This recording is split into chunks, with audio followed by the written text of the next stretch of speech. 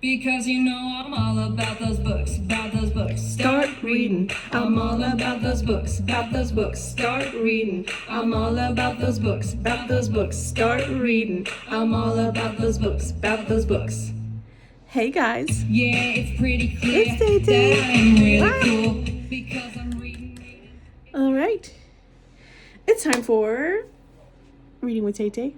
Should we call this Reading with Tay-Tay or Stories with Tay-Tay or Books with Tay-Tay or something else? Tell Mom and have her text me your ideas, okay? All right, so we are on chapter 4. Remember where we left off last time? Poor Brian had gone down with the plane, crashed into the lake, and basically crawled ashore and fallen asleep. All right, so let's begin from there. Brian opened his eyes and screamed. For seconds, he did not know where he was, only that the crash was still happening and that he was going to die, and he screamed until his breath was gone.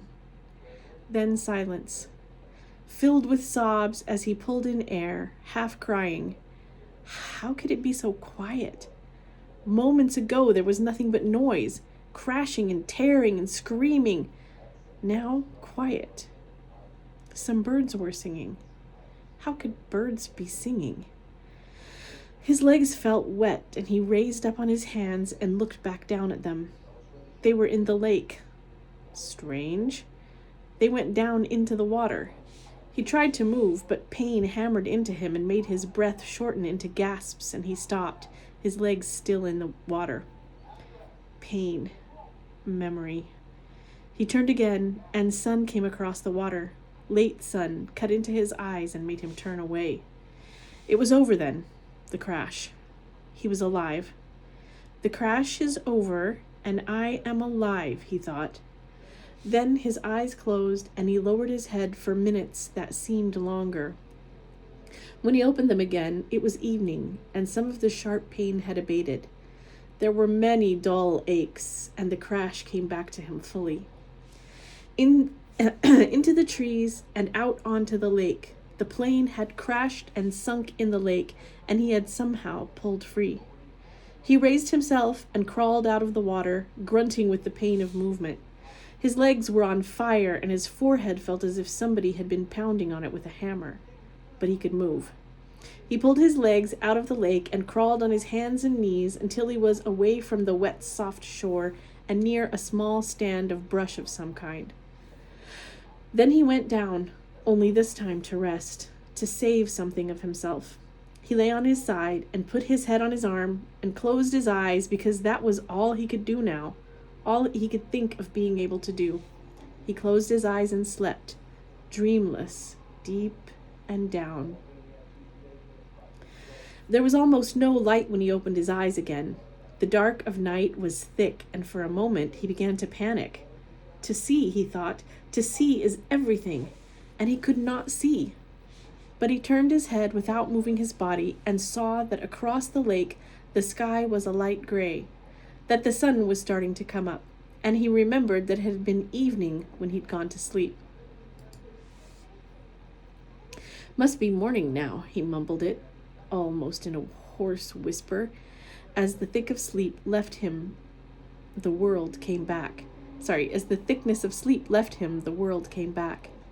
He was still in pain, all over pain. His legs were cramped and drawn up, tight and aching, and his back hurt when he tried to move.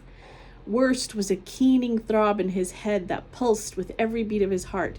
It seemed that the whole crash had happened to his head. He rolled on his back and felt his sides and his legs, moving things slowly. He rubbed his arms. Nothing seemed to be shattered or even sprained all that badly. When he was 9, he had plowed his small dirt bike into a parked car and broken his ankle. Had to wear a cast for 8 weeks. And there was nothing like that now. Just nothing broken, just battered around a bit.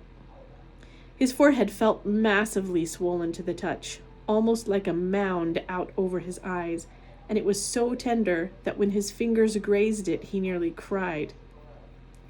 But there was nothing he could do about it, and, like the rest of him, it seemed to be bruised more than broken. I'm alive, he thought. I'm alive. It could have been different. There could have been death. I could have been done. Like the pilot, he suddenly thought. The pilot in the plane, down into the water, down into the blue water, strapped in the seat. He sat up, or tried to. The first time he fell back, but on the second attempt, grunting with the effort, he managed to come to a sitting position and scrunched sideways until his back was against a small tree where he sat facing the lake, watching the sky get lighter and lighter with the coming dawn. His clothes were wet and clammy, and there was a faint chill. He pulled the torn remnants of his windbreaker, pieces really, around his shoulders, and tried to hold what heat his body could find. He couldn't think, could not make thought patterns work right. Things seemed to go back and forth between reality and imagination, except that it was all reality. 1 second, he seemed only to have imagined that there was a plane crash, that he had fought out of the sinking plane and swum to the shore, that it had all happened to some other person or in a movie playing in his mind. Then he would feel his clothes, wet and cold, and his forehead would slash a pain through his thoughts, and he would know it was all real, that it had really happened, but all in a haze world. So he sat and stared at the lake, felt the pain come and go in waves, and watched the sun come over the end of the lake. It took an hour, perhaps 2. He couldn't measure time yet and didn't care for the sun to get halfway up. With it came some warmth, small bits of it at first, and with the heat came clouds of insects. Thick, swarming hordes of mosquitoes that flocked to his body, made a living coat on his exposed skin, clogged his nostrils when he inhaled, poured into his mouth when he opened it to take a breath. It was not possibly believable. Not this. He had come through the crash, but the insects were not possible. He coughed them up, spat them out, sneezed them out, closed his eyes and kept brushing his face, slapping and crushing them by the dozens, by the hundreds. But as soon as he cleared a place, as soon as he killed them, more came, thick, whining, buzzing masses of them. Mosquitoes and some small black flies he had never seen before, all biting, chewing, taking from him. In moments, his eyes were swollen shut and his face puffy and round to match his battered forehead. He pulled the torn pieces of his windbreaker over his head and tried to shelter in it, but the jacket was full of rips and it didn't work. In desperation, he pulled his t-shirt up to cover his face, but that exposed the skin of his lower back, and the mosquitoes and flies attacked the new soft flesh so viciously that he pulled the shirt down. In the end, he sat with the windbreaker pulled up, brushed with his hands, and took it, almost crying in frustration and agony. There was nothing left to do, and when the sun was fully up and heating him directly, bringing steam off of his wet clothes and bathing him in warmth, the mosquitoes and flies disappeared. Almost that suddenly. 1 minute he was sitting in the middle of a swarm, the next they were gone, and the sun was on him. Vampires, he thought. Apparently they didn't like the deep of night, perhaps because it was too cool, and they couldn't take the direct sunlight.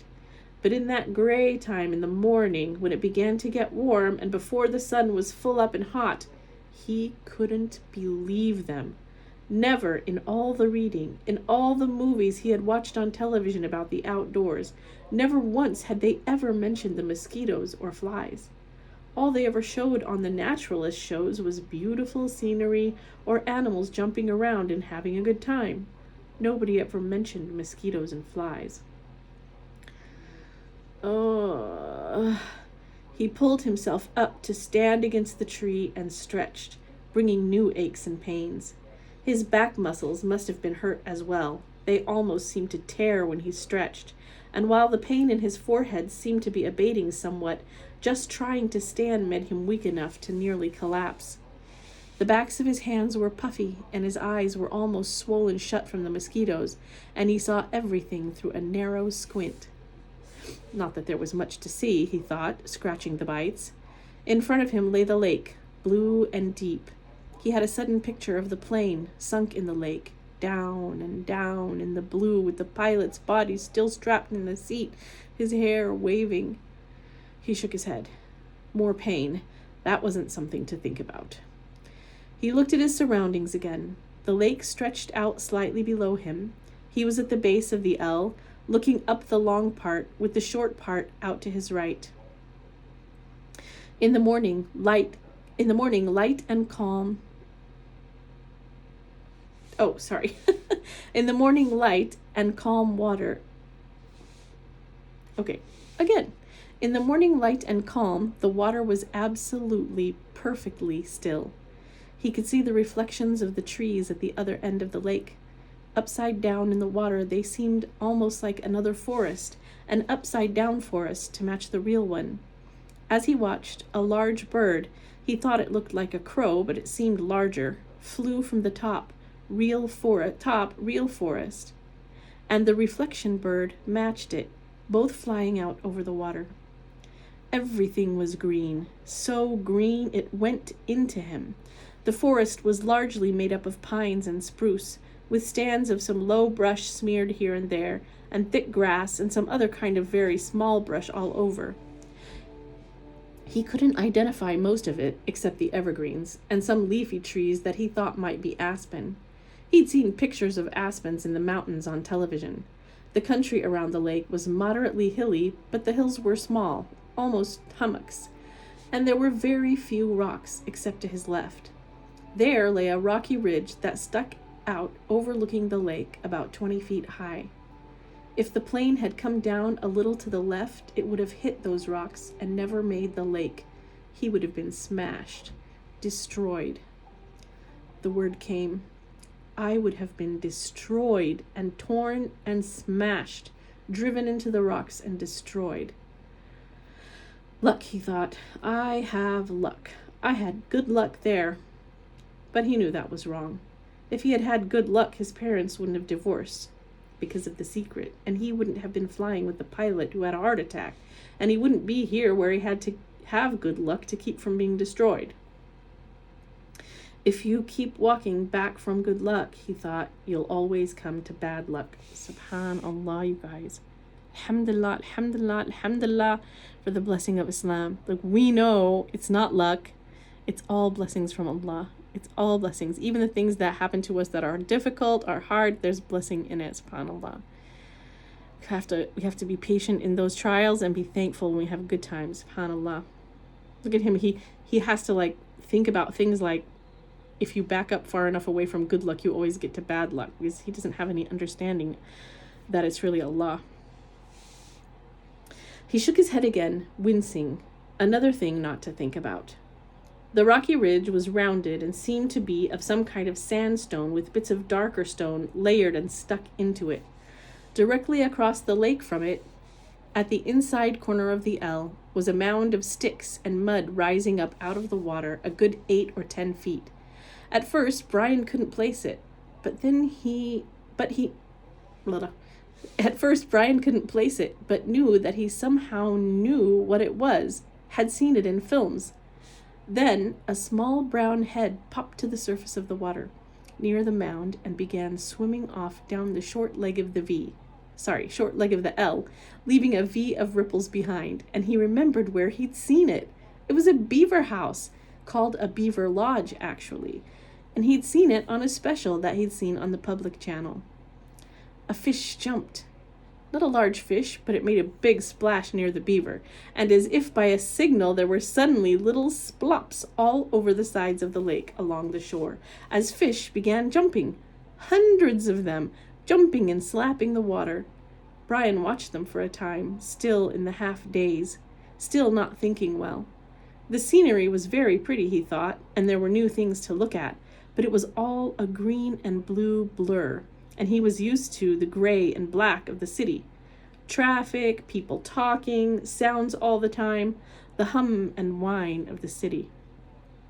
Here, at first, it was silent, or he thought it was silent, but when he started to listen, really listen, he heard thousands of things. Hisses and blurks, small sounds, birds singing, the hum of insects, splashes from the fish jumping. There was a great noise here, but a noise he did not know, and the colors were new to him. and the colors and noise mixed in his mind to make a green-blue blur that he could hear as a hissing pulse sound, and he was still tired. So tired. So awfully tired, and standing had taken a lot of energy somehow and had drained him. He supposed he was still in some kind of shock from the crash, and there was still the pain, the dizziness, the strange feeling. He found another tree, a tall pine with no branches until the top, and sat with his back against it, looking down on the lake with the sun warming him, and in a few moments he scrunched down and was asleep again. That's chapter 4. Assalamu alaikum.